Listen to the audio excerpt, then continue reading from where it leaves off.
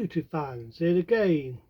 And then we go back into 1985. Our next 80s marathon of 1985 being the sequel to the 1984 smash hit film Missing in Action. Get ready for Missing in Action 2, The Beginning.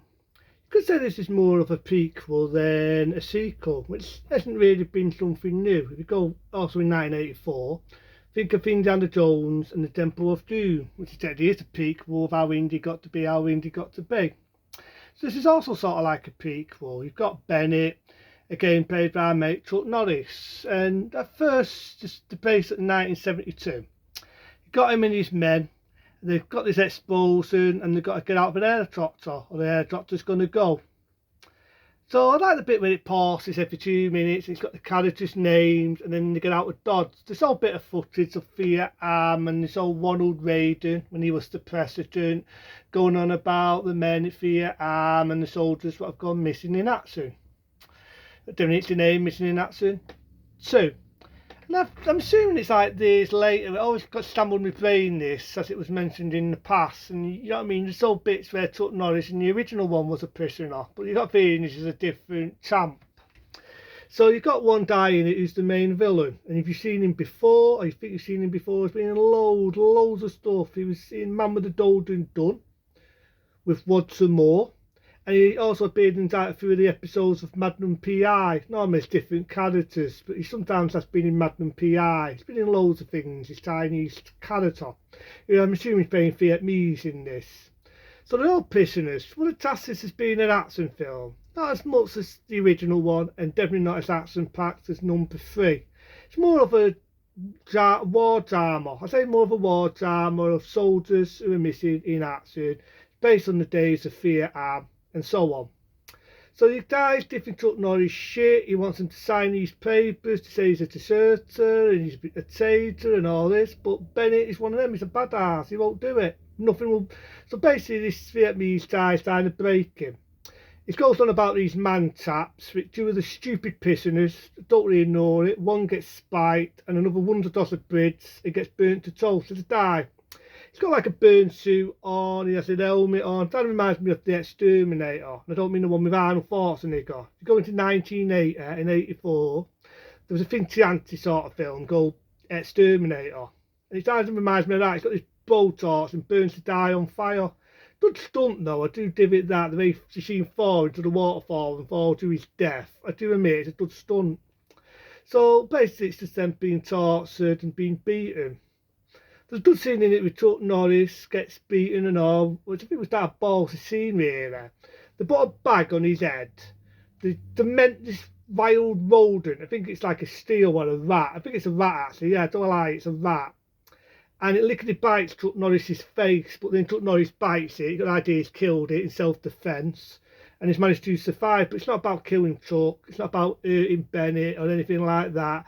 It's basically trying to break him and to get him to admit this piece of paper they want him to do. There's even a bit where the evil Vietnamese guy says that his wife is leaving him, but he wants to see the letter.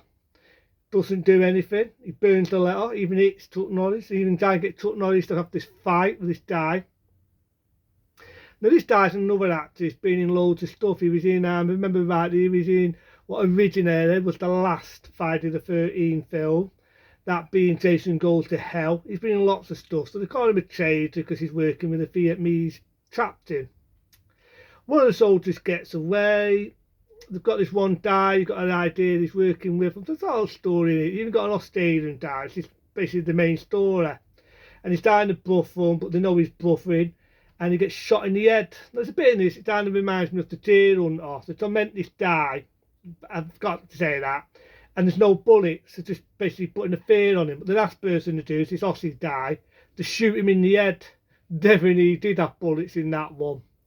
So it's definitely that a good bit of drama. But again, I say it's more of a war drama. But Chuck Norris does admit, because one of the mates has got this illness, and the aim is to try and save his life. But the evil Vietnamese guy puts poison in his arm. He ends up dying. If that's not evil enough, he burns him alive. I'm not making this up. He burns the guy alive. So Chuck Norris pretends to commit suicide, but then he gets out of Dodge, kills one of the guys, and then he breaks out. They're all chasing him. The guy he was working with him gets shot. And this is why I would say it's a not. That's just a bit where it becomes more like a revenge, and then it becomes an action film. Because all the way through the film, I thought Missing in Action 2, the beginning, it was just more of a war drama. It was just more of a war drama than the original one. The original one was similar, it was predictable, but it was more action. In this, I say it's more of a drama. And I do like the way they do the use of the jungle. Chuck Norris still does a good performance as Bennett, and I do love the ending. To me, the ending is the best bit in the film. Because there's a bit in it where he fights the hard badder, beats him to shit, and then he gets his explosive and say, "This one's for me." And then just blows him up. He just totally gets revenge of all the torment, all the torture, all the nasty things he's done to him and his men. Gets the ultimate revenge, gets in there the top, flies out, beautiful ending. A beautiful, beautiful ending. I said there are some action in it. There's a bit in it where they're chasing him in the jungle and he's shooting all the soldiers.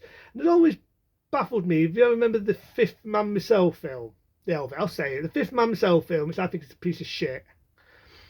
They cut bits through that, and they used bits from the original Missing in Action, and they also spiced bits from Missing in Action 2, the beginning, and they spiced them both into Man Myself 5 to make it look like they put more of a budget into a cheap, or what it, soft porn, whatever you want to call it, or an hard porn if you've got the hard version what's been spiced in. And that's all they did. It was in that, they just, to my eyes, they just got bits from Missing in Action 1 and 2, and it was used in this film for Missing in Action 2, the beginning. And I like this one. I like it a lot. I do know back in the day, and I keep saying this one, back in the day there was a making. There was a making back in the day, and I do love it. Chuck Norris even admits that he did have a brother who sadly got killed, who was in Vietnam. That's both inspired him to do the original one and basically do the series Missing in Action 2, the beginning.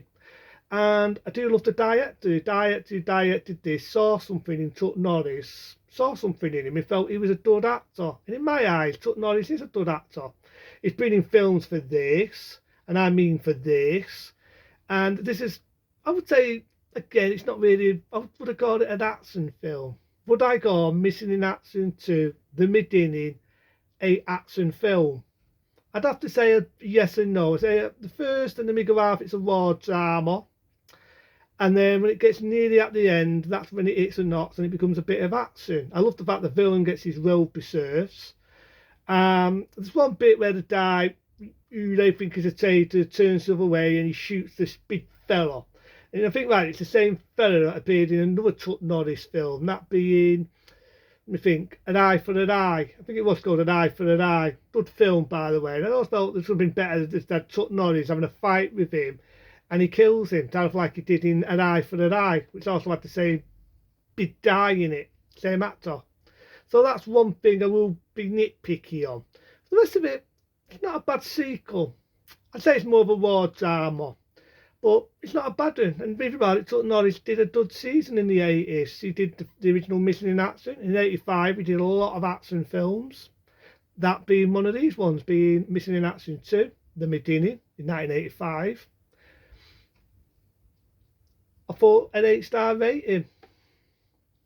And LV, I forgot to do the original. A 6-star rating.